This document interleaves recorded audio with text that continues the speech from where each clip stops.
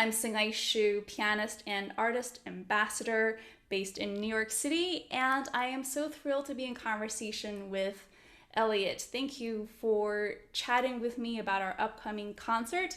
Maestro Elliot Moore is the director at the Longmont Symphony Orchestra in Colorado. How are you? I'm doing great. How are you doing, Sing-ay? It's great. It's beautiful, beautiful day in New York. And we want to welcome our audience to this group of video shorts called Kaleidos Notes. And it's a kind of a play on words of A kaleidoscope of sound. what a fun name. And so we're going to be talking today about Brahms' Academic Festival Overture, starting our program on October 2nd. When I think of Brahms, I think of a brooding man. I think of somebody who's, leaning back at the piano and being really detached and ominous. Um, And very large. a very He's a large. large man. Tell us about this piece. Well, there's so much to tell. When he was 20 years old, that was about the most experience that he ever had in academia. He was visiting his friend, Joachim, the great violinist, and he was not Joachim, I believe, was a student, but Brahms was not a student. And so Brahms was just kind of hanging out with him. And in many ways, that experience helped when he got this invitation for an honorary doctorate at this university in Germany. And so the question sort of became, well, what composition was he going to write? Maybe he should write a composition that really reflected sort of the solemnity of the occasion. Maybe he should write something that was academic with fugues. Um, but instead, he decided to write music that had some other aspects to it. And I thought maybe I would ask you if you could play this one excerpt that why don't you just play it and then we'll talk a little bit about it. Yeah, multi-dimensional composers. That's the theme of our talk. So, okay, here's what you just sent me here.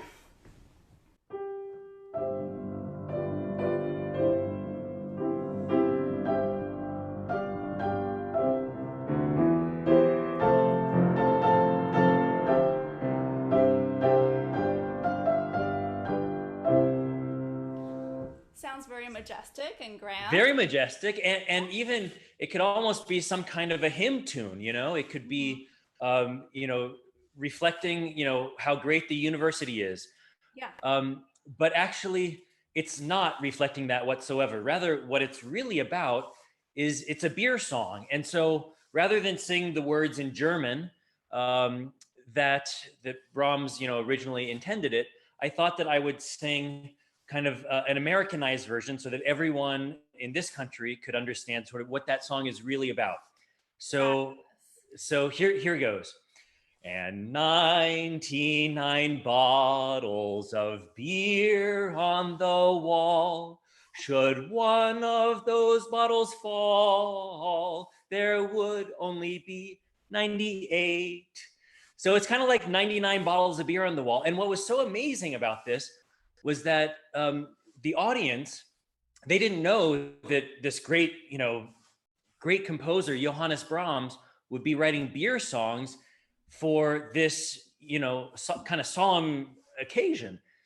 And and so I think everyone was shocked when actually the audience knew these songs and they started singing along. And I think that in many ways, sort of Brahms's, experience when he was 20 years old visiting this university, he went out and he had beers and he had a great time. And I think that that was kind of his experience of college. And maybe it was an experience that many of us actually share. So, in many ways, it's kind of a potpourri of beer drinking songs. And how funny that that is what's called today the Academic Festival Overture. I don't think many people quite understand that it's really just a potpourri of beer songs. Yeah, it really does change the way you listen to them. It sure does. Well, let's talk about the great orchestration. So he didn't have to produce the concerts; the university had to. So he could use a big force of performers, and it really sounds that way. Well, one of the reasons that I programmed this piece was because it does use such a large orchestra. It is, in fact, the absolute largest orchestration that Brahms ever used. It includes tuba, three trombones, it includes percussion, in fact, three percussionists in addition to the timpanist. So it's something that, as of course, we've all been going through this pandemic and we've not been able to have large orchestras together. I wanted to include a piece that included everyone in the Longmont Symphony so that we could all come together, have a great time together, enjoy music making together. That's something that is so important right now for our musicians and, of course, also for our audience. So it is a it's got a large instrumentation that serves, I think, this purpose very well. Yeah, absolutely. And there's such a great rhythmic energy to this piece. The percussion start off right at the beginning, which is pretty unusual. And then there's a favorite spot that I love, which is where the strings are playing half a beat behind the woodwinds for a while. And there's kind of like this foreboding line, and it sounds a little bit off. So it's like a shadowy effect, like the shadow is chasing the music. And then later, I think a minute later, the rhythm is in a really loud dynamic, and then it sounds really exciting. Do you have any favorite moments in the piece? I think well, right at the beginning, it's very interesting that you noted that the percussion play, because, of course, he marks it as one of the quietest dynamics. That he marks it sottovoce, under, whispered, and usually, one doesn't associate a percussion section with whispering, but Oh, he does that so beautifully. yeah. Towards the end of the piece, he really uses all the percussion instruments in this sort of glorious way, where there is yet another drinking song, and it's this glorious music. It's fun.